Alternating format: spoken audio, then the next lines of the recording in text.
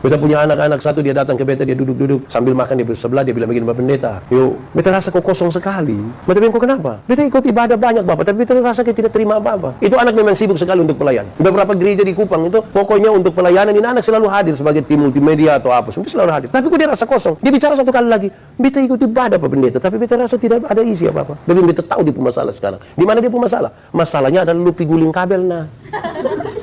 Lu hanya siap lampu, lu hanya siap mic dong semua. Dan lu tidak mendengarkan firman. Tidak dengar firman. Karena mana yang kau mau terisi, engkau menjadi kosong. Tidak ada waktu untuk duduk dan mendengar firman Tuhan. Jangan kecewakan iman kami. Amin. Betul duduk kembali. Belum 5 menit, itu nenek mati. Benar-benar mati. 3 hari yang lalu beta berdoa bagi yang mati bangkit. Sekarang beta berdoa bagi yang hidup mati. Sampai hari ini tidak bangkit-bangkit. Di situ baru beta mengerti. Ternyata tugas kita adalah berdoa, bukan menentukan.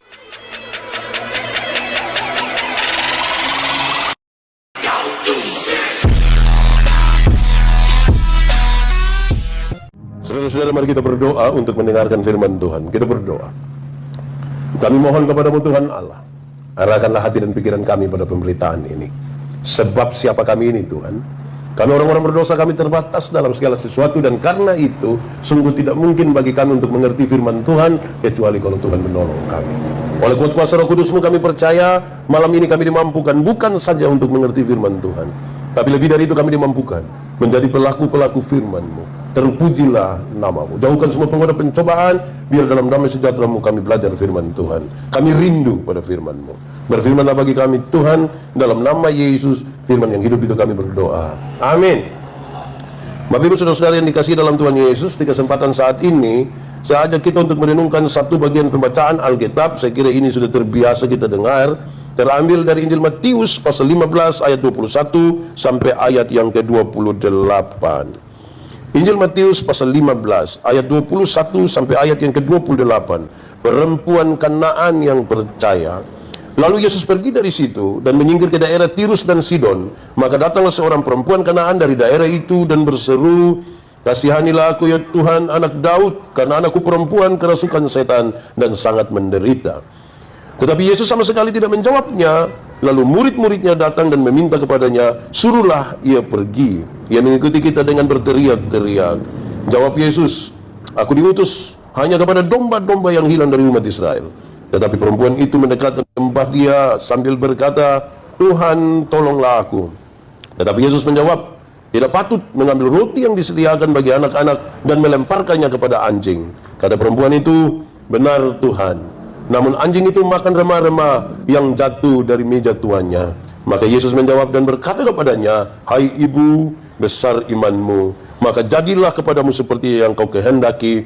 Dan seketika itu juga anaknya sembuh. Demikian firman Tuhan. Berbahagia setiap orang yang mendengar firman, memelihara dan melakukan dalam hidup setiap hari. Shalom.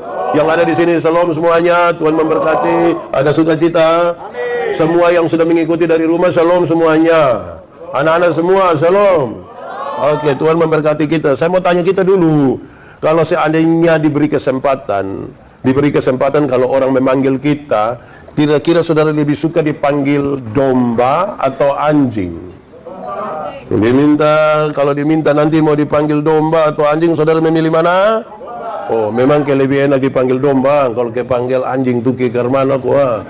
Kayak kalau orang panggil begitu kita rasa sangat-sangat direndahkan. Dan itu memang saya kira betul, apalagi kalau kita pakai rasa bahasanya orang Indonesia, kita rasa itu sangat-sangat dilecehkan dan diremehkan. Baik saudara-saudara, kisah ini berawal dari seorang perempuan Kanaan yang dia punya anak sakit, kerasukan, dan saya kira ini sangat membuat dia menderita. Ibu mana yang ketika melihat anaknya menderita, dia biarkan. Saya bayangkan dulu itu ketika masih ada diari, anak sekarang kan tidak kenal diari lah. Kita dulu masih kenal diari, tulis catatan-catatan tiap-tiap hari. Kalau ada ibu-ibu lihat anak-anaknya sakit, ibu-ibu itu biasa menulis di diari dengan kalimat-kalimat doa kira-kira begini, "Tuhan, kalau Tuhan berkenan jangan dia yang sakit, biar saya yang sakit." Ibu-ibu minta kalau anak sakit, biar ibu-ibu yang sakit, jangan anak-anak yang sakit. Itu ibu-ibu dulu. Ibu-ibu sekarang mungkin masih ada yang begitu, tapi separuh sudah tidak begitu. Anak sakit dong foto. Su foto lagi muat di Facebook baru tulis, Dede sakit. Cepat sembuh ya, Mama sayang Dede. Habis itu dong kas naik itu, Dede pu foto 1, Mama pun 37. Itu sesungguhnya Mama yang sakit, bukan Dede yang sakit. Pernah dengar Mama begitu kok? Itu Mama memang sudah lalu, betul. Tapi intinya bahwa memang ibu-ibu atau orang tua pada umumnya mereka tidak mau dan tidak suka lihat anak-anak sakit. Mereka tersiksa sekali. Lebih baik mereka yang sakit daripada anak-anak yang sakit. Kira-kira begitu. Ini yang membuat ini ibu ini mencari Yesus. Kenapa dia mencari Yesus? Dia dengar tentang Tuhan Yesus. Dia dengar bahwa Tuhan Yesus bisa menyembuhkan. Dia dengar bahkan yang mati sekalipun bisa dihidupkan. Bayangkan betapa luar biasa. Ketika dia dengar itu, dia pastikan bahwa kalau Yesus datang, dia bisa bawa dia punya masalah. Anak yang sakit itu datang kepada Yesus. Dia ikuti mereka. Yesus dan rombongannya, ibu ini ikuti dengan berteriak-teriak, saudara bayangkan. Tapi Yesus diam-diam. Murid-murid datang kepada Tuhan Yesus. Murid-murid bilang begini, Tuhan, ini ibu ikut kita dari tadi. Dia berteriak-teriak. Itu kalimat tuh kalau pakai kita pembahasa tiap hari bilang, Tuhan saya lihat kok, dia ikut kita terus nih. Kalau mau sembuhkan, kalau mau tolong, tolong. Kalau tidak, suruh saja dia pergi. Daripada kasih tinggal dia pergi. Yesus bilang tidak, saya datang hanya untuk domba Israel yang hilang. Tuhan Yesus omong begitu, ini perempuan datang, ini ibu datang, menyembah dia dan bilang, Tuhan, tolonglah saya. Yesus bilang begini, tidak. Roti yang disiapkan untuk anak-anak tidak baik kalau nanti dikasih ke anjing. Dia bilang, iya, tapi anjing itu makan rema-rema yang jatuh dari meja tuannya. Bayangkan. Terus Yesus bilang begini, ibu, besar imanmu, maka jadilah seperti yang kau kehendaki, seketika itu sembuhlah anak itu. Saudara-saudara, itu kira-kira di kronologi cerita, kira-kira begitu. Saya mau bilang kepada saudara pertanyaan tadi, lebih suka dipanggil anjing atau domba? Yakin? Yakin sekali atau yakin saja? Tapi kan dua-dua nama binatang. Hanya karena satu domba, satu anjing, tapi dua-dua binatang itu. Tapi sudahlah, saudara memang lebih suka itu. Tapi ini hal penting, saudara. Kenapa? Karena ini sadar dibangun di atas kebiasaan mereka. Orang-orang di Palestina juga memahami betul semacam kiasan-kiasan begitu toh. Kalau kita sebenarnya orang Timur paling gampang memahami ini karena orang Timur tidak biasa omong langsung-langsung. Orang Rote kalau kita duduk sama-sama, kalau kita pergi ke rumahnya pasti ada makan, dua orang langsung akan bilang begini, Bapak, mari kita makan sama-sama. Tidak pakai kiasan, omong langsung. Kalau kami orang Timur agak beda. Kalau kita pergi pas dong makan, orang Timur tidak langsung bilang, mari kita makan. Dong pakai bahasa adat yang kira-kira di kalimat bilang begini, Bapak, pas Bapak dapat ketemu kita di dalam kali ini, mari kita baku bantu kok keluar dari dalam kali. Padahal kasih tahu hanya untuk makan ini. Masih cerita kali Noemina, kali ini dong mau kasih gambaran. Tidak enak kalau omong langsung-langsung lah begitu.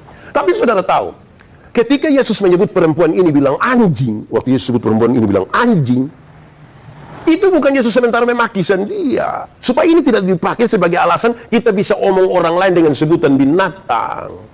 Karena ada orang sering kali pakai itu.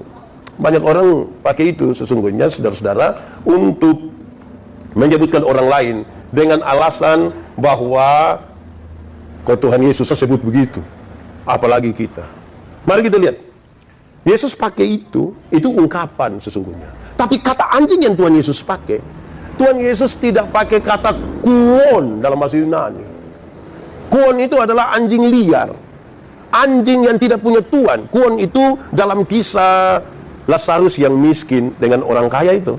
Itu anjing yang datang ke jilat-jilat Lazarus pemborok itu, Yesus pakai sebutan kuon. Anjing yang liar, tidak ada tuan, dia mengais makanan di tempat-tempat sampah. Ini anjing ini bikin RW justru enak. Anjing parah itu. Waktu Yesus menyebut perempuan ini anjing, Yesus tidak pakai kata kuon, tapi Yesus pakai kunarion. Kunarion itu artinya anjing mungil kecil, anjing terpelihara, hidup di dalam rumah, dan itu sakit sedikit tapi dokter hewan. Itu anjing bagus, berisi, mantap. Pernah lihat anjing begitu? Pernah, Kuson? Nah, anjing putih saya yang penting bagus. Pernah lihat? Tinggal dalam rumah. Pernah lihat di mana? Di situ. Pokoknya anjing yang terpelihara. Iya toh? Sekarang beta mau tanya, mau disebut apa sekarang? Anjing atau domba? Dia mulai ragu-ragu. Tadi yakin sekali. Sekarang mulai sedikit ragu-ragu. Ya tidak apa-apalah. Tapi saya ingin sampaikan kepada kita bahwa itu yang Yesus maksudkan. Bahkan diperkuat oleh perempuan ini.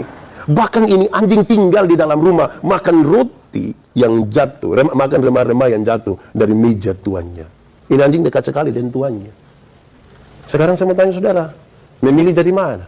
Jadi domba Israel, tapi hilang. Atau jadi anjing peliharaan, tapi tinggal dekat dengan tuannya.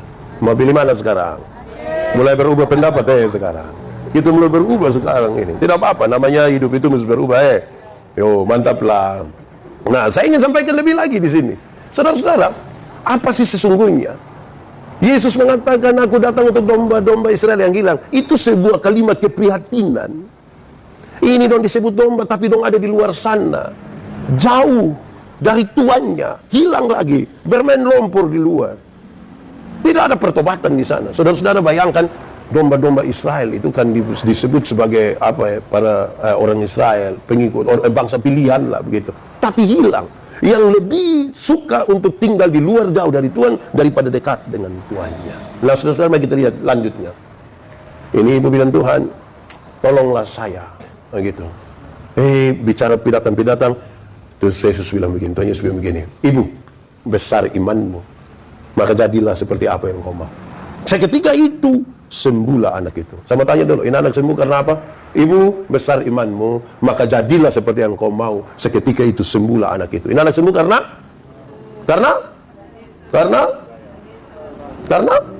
beta bertanya di banyak orang, dan kalau bertanya ini anak sembuh karena apa, banyak yang bilang karena iman. Beta tanya, yakin karena iman? Dan dia yakin. Kalau beta sudah yakin. Kenapa sudah ya? Kalau memang ini ibu punya iman sudah bisa sembuhkan itu anak, dia cari Tuhan Yesus untuk apa lagi? Kan ibu iman sudah mantap tuh. Dia cari Tuhan Yesus untuk apa lagi? Kalau iman ibu ini sudah sebesar biji sesawi dan dapat memindahkan gunung ke laut, dia pergi cari Tuhan Yesus untuk apa lagi? Ini anak sembuh bukan karena iman. Ini anak sembuh ketika Tuhan Yesus bilang begini, jadilah seperti yang engkau kehendak. Jadilah seperti apa yang kau mau. Jadi kalau kita beriman sekalipun, kalau Tuhan bilang tidak jadi, tidak jadi. Pak Pendeta, kalau begitu itu iman, itu dia punya fungsi di mana?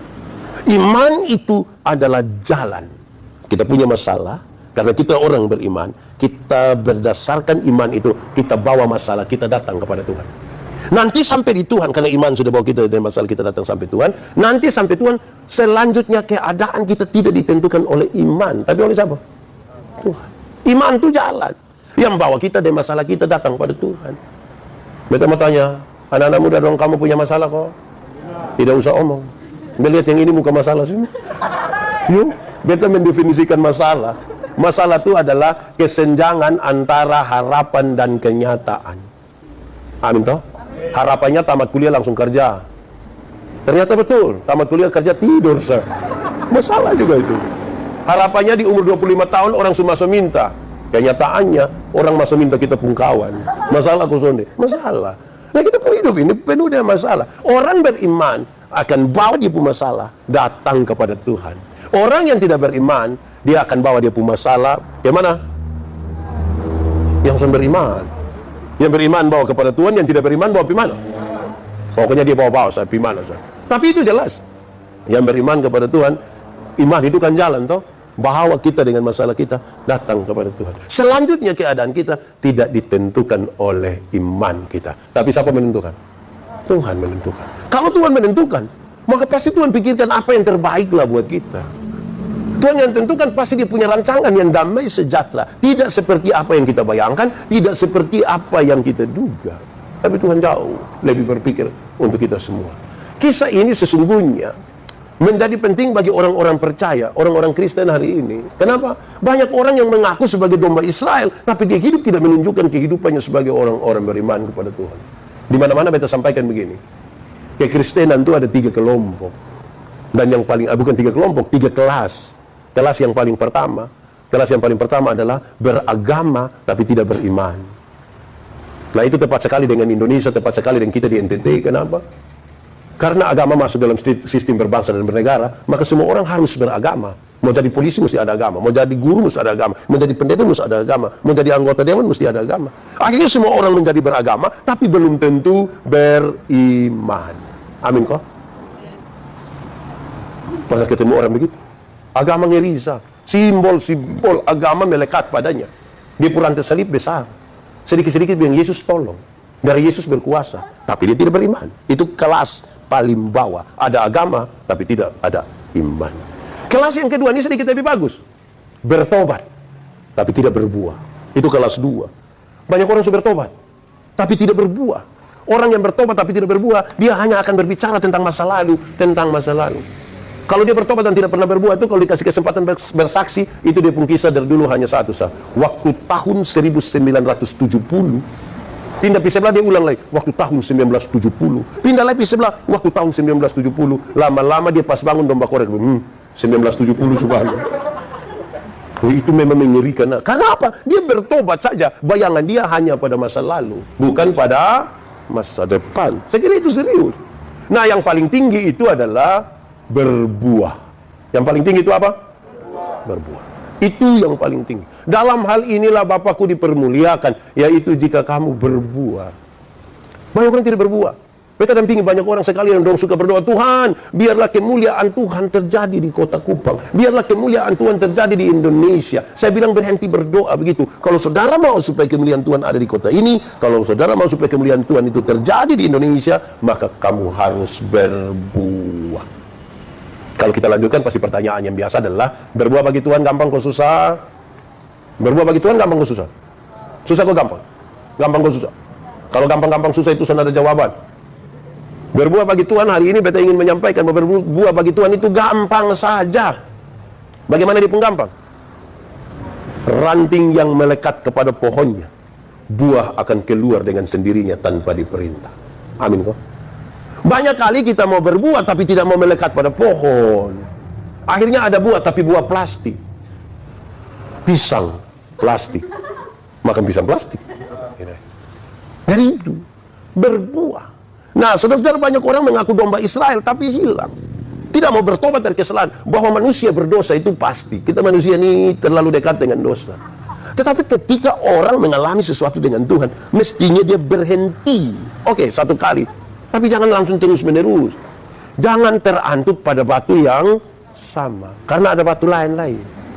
Oh, tidak juga begitu Jangan kita marah orang. Tiap hari terantuk di batu sama. Padahal batu lain ada di sebelah. Terantuk lagi di batu yang sebelah. Tidak begitu. Maksudnya jangan terus-terus. Harusnya kalau kita lihat dosa itu sebagai sebuah kekejian bagi Tuhan, ini ibarat begini. Beta pakai contoh saya.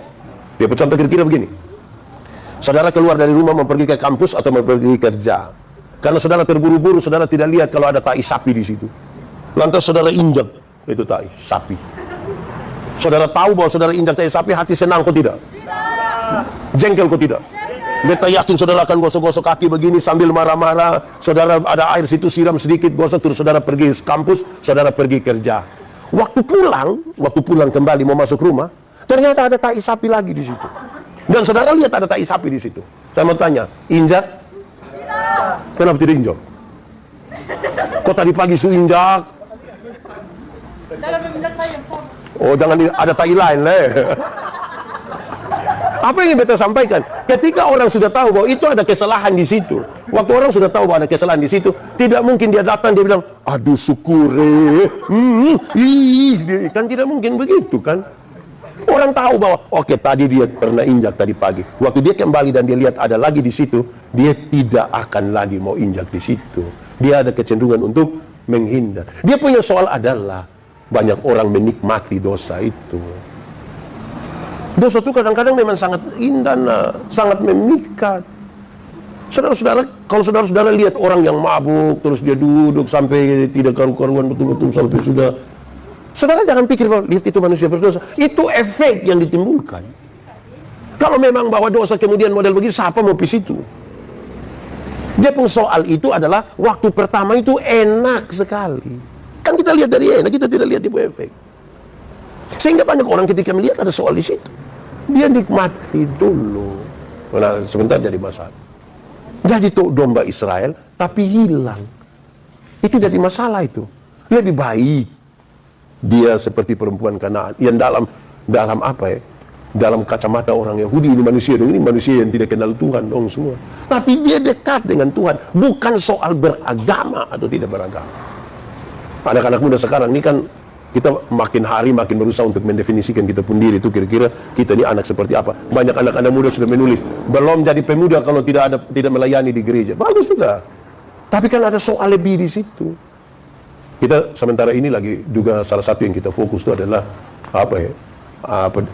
digital ministry, pelayanan digital.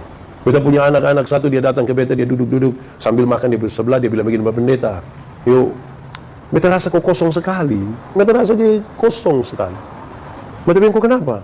Beta ikut ibadah banyak Bapak, tapi beta rasa dia tidak terima apa-apa. Itu anak memang sibuk sekali untuk pelayan. Beberapa gereja di Kupang itu, pokoknya untuk pelayanan ini anak selalu hadir sebagai tim multimedia atau apa, semua selalu hadir. Tapi kok dia rasa kosong? Dia bicara satu kali lagi, beta ikut ibadah Pak Pendeta, tapi beta rasa tidak ada isi apa-apa. Dia bilang, beta tahu dia punya masalah sekarang. Di mana dia punya masalah? Masalahnya adalah lu pergi guling kabel, nah. Lu hanya pergi siap lampu. Lu hanya pergi siap mic dong semua. Dan lu tidak mendengarkan firman. Kita pergi siap semua dan ketika semua beres, kita kan sepi atur kita pun diri sendiri. Tidak dengar firman. Karena yang kau mau terisi, yang kau menjadi kosong. Tidak ada waktu untuk duduk dan mendengar firman Tuhan.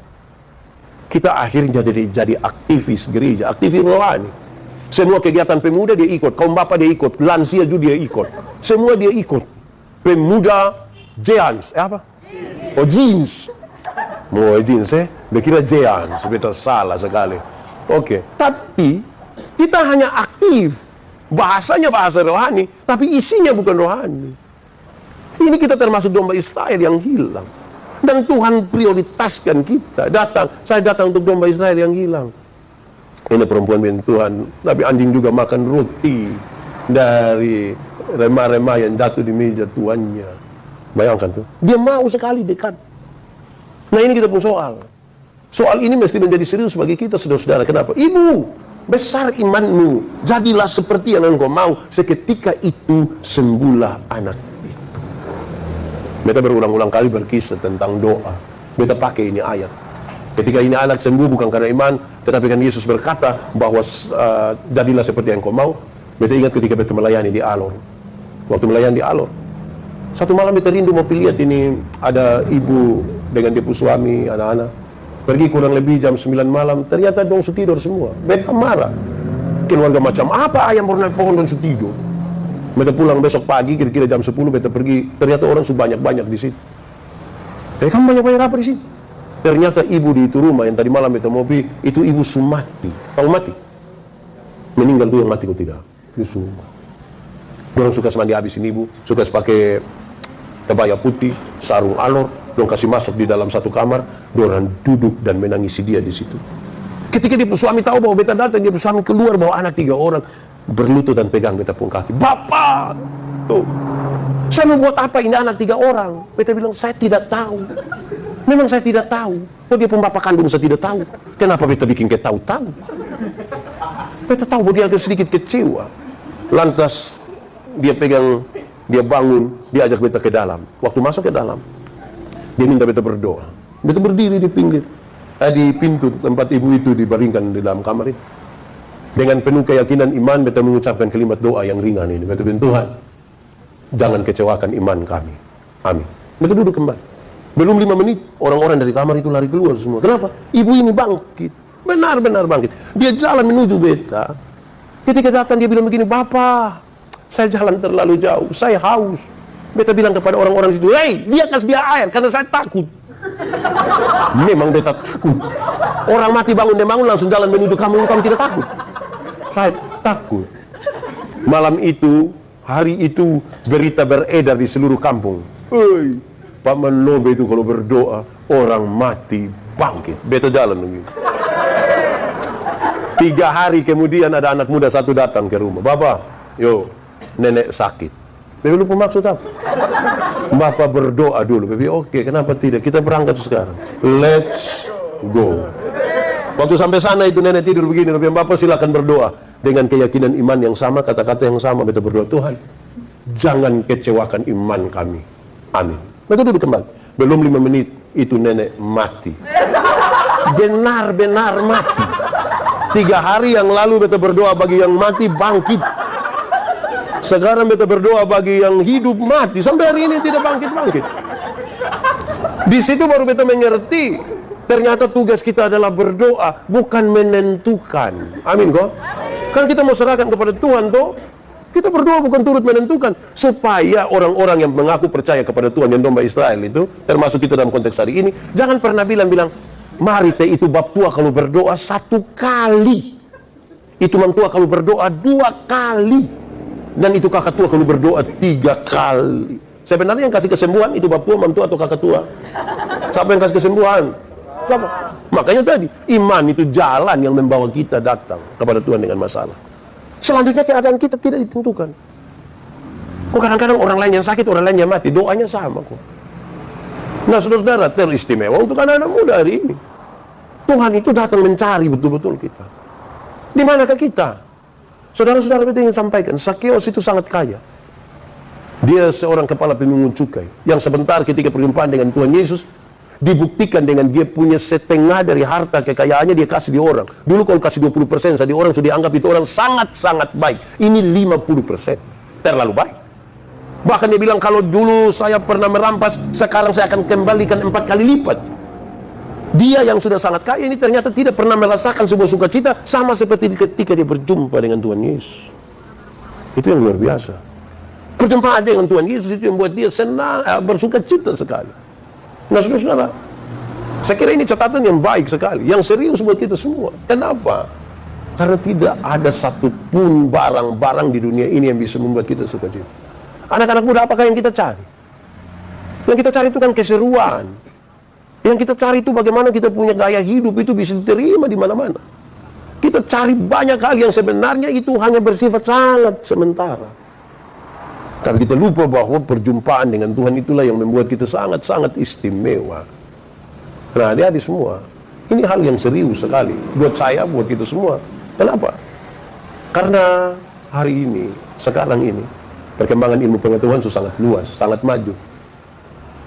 Anak-anak sekolah minggu sudah tidak lagi sekolah minggu di gereja atau di tempat-tempat berkumpul. Mereka itu berkumpul di rumah-rumah, kadang-kadang tidak berkumpul, dong sendiri-sendiri. Ada satu waktu mungkin kita tanya tentang 12 murid Yesus dan tidak hafal. Jangankan anak-anak, berarti akan pemuda separuh sana hafal itu. Pemuda jeans ini hafal kok. Mantap, hafal merek-merek jeans. Itu juga bahaya tuh. Itu serius itu. Ayat semua. Anak-anak sekarang ini dorang apa ya? Kadang-kadang FF tuh dong lebih hafal itu. Dong tidak bersekutu bersama-sama di ruang-ruang ibadah, tapi dong bersekutu bersama-sama di ruang-ruang FF. Tunggu. Sembuh. Ada musuh tuh. Musuh di belakang. Kiri. Itu bahaya tuh. Baik, saudara-saudara, kita semua, baik yang ada di sini, baik yang ada di rumah, yang mengikuti ibadah ini, saya ingin sampaikan kepada kita, saudara-saudara, apa sih sebenarnya kehidupan kita sekarang? Kalau bukan untuk Tuhan, murid-murid itu datang kepada Tuhan Yesus. Mereka bilang, perempuan ini mengikuti kita dari tadi dan berteriak-teriak. Mereka sampaikan sesuatu kepada Tuhan. Mereka berharap Tuhan Yesus menanggapi seperti apa yang mereka mau. Mereka inginkan, kalau katakanlah bahwa ini Yesus mau karena tahu ini ibu ada datang, ya paling tidak dia sembuhkanlah atau mengatakan sesuatu. Tapi justru itu tidak dilakukan oleh Tuhan Yesus. Ini dia masalah. Memang kadang-kadang yang kita minta itu, kita kecewa sekali kalau Tuhan tidak jawab seperti apa yang kita mau. Toh. Kita rasa kurang sekali, kita rasa gagal sekali. Bahkan beberapa orang lebih memilih untuk tidak lagi mau percaya kepada Tuhan. Ini jadi masalah buat saya dan saudara. Kita kira apa yang kita minta itu sudah menjadi kebutuhan penting dalam hidup kita dan Tuhan harus menjawab seperti apa yang kita mau. Padahal tidak, ada hal lain. Itu bunyi apa tuh? Terus saudara, murid-murid ini mungkin agak kecewa. Datang minta Tuhan ini ibu datang dari tadi. Rasa toh. Dan perasaan itu yang dia mau pakai. Di mana-mana saya sampaikan bahwa iman itu atau pernyataan iman itu kelasnya lebih tinggi dari perasaan. Dalam percaya pada Tuhan itu jangan pakai perasaan, pakai iman.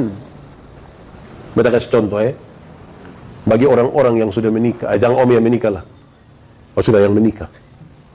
Yang menikah itu kalau nanti datang di dalam gereja, apakah pengakuan dan janjimu kepada laki-laki atau perempuan yang tangan kanannya saudara pegang itu? Kan kita akan jawab bilang begini, di hadapan Tuhan dan jemaatnya. Saya ini dan seterusnya. Ini pernyataan iman ini. Setelah pernyataan iman ini mulai hidup sebagai suami istri, dia punya asli mulai muncul. Kan kita mulai ketemukan, aduh ternyata dia pun aduh, mulai kecewa toh. Kalau itu hari tahu lu begini, itu pernyataan kecewa itu. Perasaan kecewa. Nah, perasaan kecewa ini tidak boleh menggugurkan keputusan iman. Banyak orang percaya Tuhan pakai perasaan. Ku yakin kau hadir di sini. Yakin ini. Terus dia mulai. Ku merasa ke Tuhan soalnya sayang beta. Itu kan lagu punya konteks lain, tapi beta sengaja mau kasih tunjuk di sini. Kita kadang-kadang waktu pernyataan itu kita yakin sekali, tetapi dalam perjalanan kita mulai merasa. Kita mulai ukur pakai rasa. Tuhan tidak berpihak ke saya. Masa kau itu orang yang tidak pernah gereja, kau enak-enak lah. Dia tidak pernah berdoa, tapi tiap hari dia ganti oto. Kita cek Grab, tapi dia ganti. Kita yang doa-doa setengah mati ini ku rasa hidup pun susah. Kita mulai rasa kecewa. Karena kita ukur Tuhan pakai perasaan, bukan pakai iman. Iman itu dasar dari yang kita harapkan dan bukti dari yang kita lihat atau tidak lihat. Yang kita lihat. Tapi banyak orang tunggu melihat dulu baru percaya. Saudara-saudara, ini hal serius. Tuhan Yesus ketika menempatkan diri, datang ada Thomas. Tuhan Yesus kasih tahu orang, woi, Thomas yang sekarang ini yang hidup sesamaan dengan saya, kalau dia minta untuk melihat, dia minta untuk mencucukkan jarinya dulu, bisa kan kita hidup sesamaan begini. Tapi bagaimana ini pemuda dong yang akan hidup tahun 2021 di Kupang, kalau semua tunggu kau sentuh dulu baru percaya? Kapan kita bisa jadi orang beriman? Saudara bayangkan, ini ibu, pertanyaan paling penting adalah, ini ibu kok bisa yakin, seyakin-yakinnya kepada Yesus itu dari apa? Dari pengalaman melihat, mendengarkan, mengalami, merasa. Saksi itu kan begitu. Saksi itu melihat, mengalami, merasakan, baru kemudian mengatakan kepada orang lain. Itu saksi. Kadang-kadang kita mau bersaksi, tapi kita kan tidak pernah mengalami. Bagaimana kita, apa yang perlu kita saksikan? Beta pernah bilang begini, beta melayani kira-kira 5 tahun di Sabu. Ada satu waktu mau bawa pemuda dan ke Pulau Dana, pulau bagian selatan yang tidak ada penghuni. Kami tidak ada di jalan juga. Tapi 1-2 nelayan datang bilang begini, Pak Pendeta, di Pulau Dana tuh Bapak kita tidur di pinggir pantai, sadar kita sudah di tengah laut. Hampir sedikit beta bilang, jadi beta harus bilang, wow. Tapi beta lihat dia serius sekali. Kita tidur di pinggir pantai, sadar di tengah laut. Kok? Iya. Pernah pi? Tidak. Bagaimana orang bisa percaya pada kesaksian kita kalau kita sendiri tidak pernah mengalami dan merasakan toh? Itu dia soal. Saudara-saudara tahu, adik-adik tahu, anak-anak tahu. Banyak orang lebih gampang untuk menyangkal pengakuannya di hadapan Tuhan daripada dia langgar sumpah adat. Pokoknya yang adat-adat punya tuh. Dan coba-coba kita langgar mati nah. Kalau yang pengakuan di hadapan Tuhan yang ya saya percaya dan berjanji dengan segala hati itu gampang-gampang kita langgar. Yang ini dong susidi kok. Tahun lalu Tahun lalu Songgarija pas bulan begitu. Oke. Pada waktu pertanyaan, apakah jawabmu? Itu kita jawab pun mengerikan. Iya, saya percaya dan berjanji dengan segenap. Itu pakai foto lebar kirim di kampung supaya orang lihat bahwa ini anak domen setelah lalu. Tapi dalam pengalaman pelayanan, pengakuan begitu 6 bulan kemudian dia datang dan dia pun mama, dia pun bapak, terus dia bilang, Pak Pendeta, tolong dulu. Tolong apa? Tolong beta dulu. Tiap hari tolong lusa. Kenapa? Bapak mama kita sunika dina sang. Terus dia bapak sambung lagi, ais anak dong semua begitu kita mau bilang apa lah yang. Terus dia mama bilang, namanya orang tua pun tugas itu kan harus urus hang. Akhirnya potong pendeta dia hanya bilang hoang. Jadi akhirnya jarak antara pengakuan dan penyangkalan kita itu terlalu tipis hanya karena hang. Semua itu kita bikin dia jadi ringan-ringan saja. Akhirnya kita jadi domba tapi hilang. Domba Israel tapi hilang. Yang tinggal di luar rumah, yang aman dengan lumpur, yang tinggal di pinggir itu domba. Beta malam-malam, kalau pelayanan beberapa tahun yang lalu, 7-8 tahun lalu, kalau pulang pelayanan dari Rote Barat, menuju ke Ba'a, itu kan domba banyak sekali di jalan. Ini domba dong aneh betul. Kita sudah sampai motor kok pipi, tidak pindah juga. Dia tidak tahu kalau ini motor. Domba itu memang terlalu luar biasa. Lebih suka dia ada di jalan-jalan. Nah Tuhan kasih ajaran begini, ini dia maksud, marilah dekat-dekat dengan Tuhan. Marilah ada di sekitar meja dari meja tuannya, supaya remah-remah itu jatuh. Kita bisa dapat remah sesuatu. Tapi itu sungguh akan menolong kita. Adik-adik tahu, ada sisi-sisi tertentu dalam hidup ini yang tidak bisa diganti dengan apapun kecuali Tuhan. Kecuali Tuhan. Adik-adik ini kan sekarang umur antara 18 tahun sampai 25 tahun toh? Kak 26? Oh 25. Itu di kondisi seperti yang usia sekarang kita kan rasa kita masih sangat kuat. Nanti tunggu.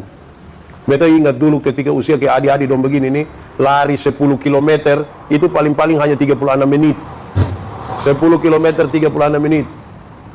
Satu waktu ketika sudah jadi pendeta, kira-kira tahun 2005 kok, itu semulai tua ini. Pas lomba lari beta ikut 10 km, baru masuk kilometer ke-5, ibu pendeta bilang lebih naik motor. Beta rasa kebet supara itu. Saudara lihat kalau sore-sore atau pagi-pagi ada yang lari-lari lewat hotel. Saudara kan bisa lihat 3 kelompok orang. Kelompok pertama tuh anak kecil macam Jonathan, itu dong lari tanpa irama tetap. Kalau ada tumpukan rumput di situ dong sengaja tuh, mulai lari lagi. Itu kecil. Yang pemuda-pemuda saudara lihat kalau sore-sore berorang lari. Itu mentereng betul-betul. Sepatu lagi, baju lagi pakai alat-alat sini, headset. Lari itu mentereng betul. Kadang-kadang makan puji juga, tapi ya enggak ada. Nah, kelompok yang ketiga tuh yang orang tua kayak kami. Itu sebenarnya tidak lari. Dia hanya jalan saja, tapi bikin sama kayak lari. Jadi dia bilang, hampir-hampir beta mau bilang, Om, gerakan lambat kok, tapi beta om. Akan ada satu waktu di mana kita tidak berdaya lagi, kita akan lemah, kita tidak mampu, kita tidak bisa. Lemah, tidak mampu, tidak berdaya. Baru kita tahu bahwa kita pun hidup ini tidak bisa kita andalkan kekuatan sendiri, kecuali Tuhan. Anak-anak muda, kalau kita cari Tuhan, kita ada banyak orang yang ketika dia rajin beribadah, terus ketika dia sudah menikah, dia hilang sudah dari ini gereja, tidak lagi berkumpul. Pemuda, di mana-mana kita sampaikan. Ingat, pemuda bukan masa depan gereja. Pemuda bukan masa depan gereja. Pemuda itu masa kini dari gereja. Kalau kita main omong pemuda masa depan, pemuda masa depan, pemuda masa depan, itu nanti pas tarik tambang baru dia datang. Bola voli dia datang, pawe pasca, itu dia datang. Panitia itu. Itu panitia mati pungut. Tapi jangan coba-coba suruh dia untuk jadi diaken.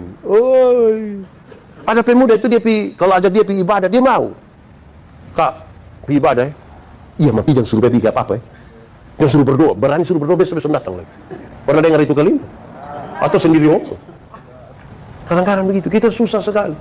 Di mana-mana beta bilang, nona-nona, di sini ada nona, menikahlah dengan laki-laki yang takut Tuhan. Dia akan memuliakan kamu kok. Dia tidak akan mencelakakan kamu, dia buat kamu jadi bahagia. Karena itu ajak-ajak dong ikut ibadah pemuda. Ajak ikut ibadah pemuda.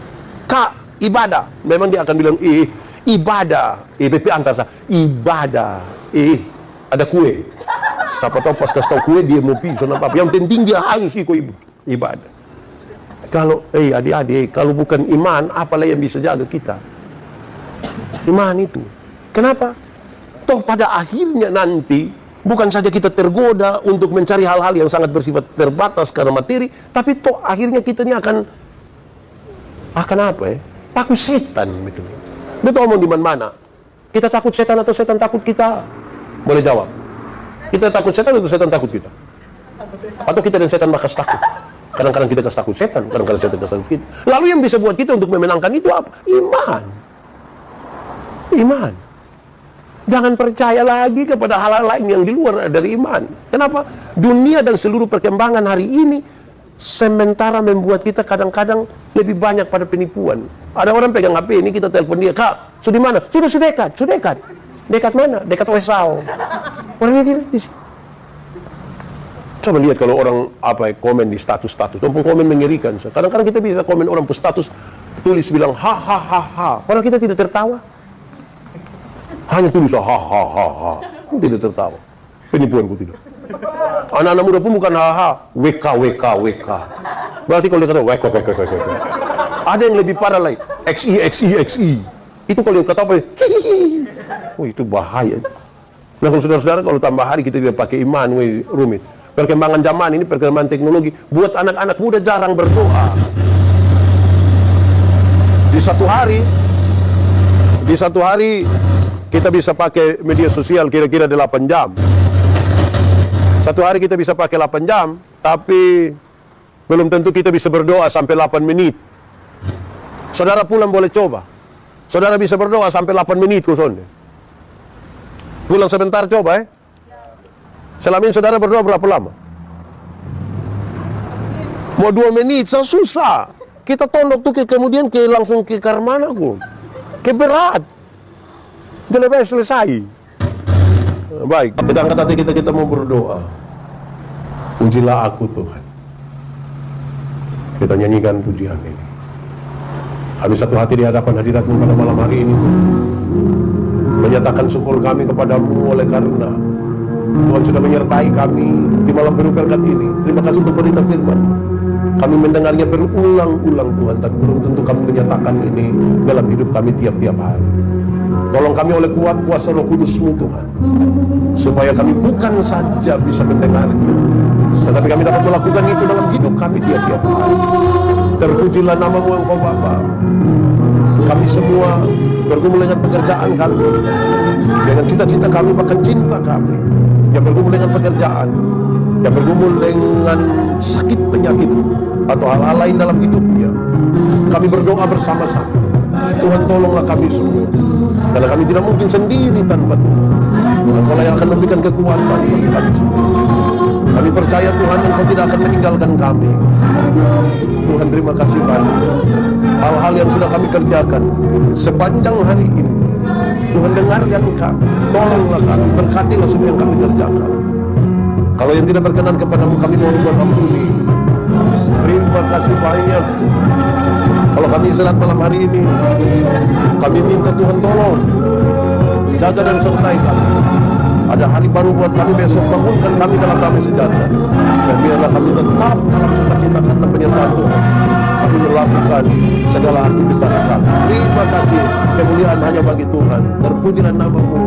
Di dalam nama Yesus kami berdoa. Amin. Puji nama Tuhan, terima kasih kepada Bapak Pendeta Yandi Mano BSTH atas pesan yang penuh makna, berkat, dan inspirasi ini. Marilah kita renungkan dan menghidupi firman Tuhan yang kita dengar kali ini. Kiranya Tuhan memberkati kita semua, memberikan damai sejahtera dan hikmat dalam menjalani kehidupan kita sehari-hari. Tetaplah setia dan berpegang pada Tuhan, karena Dialah sumber kekuatan dan pengharapan kita. Amin.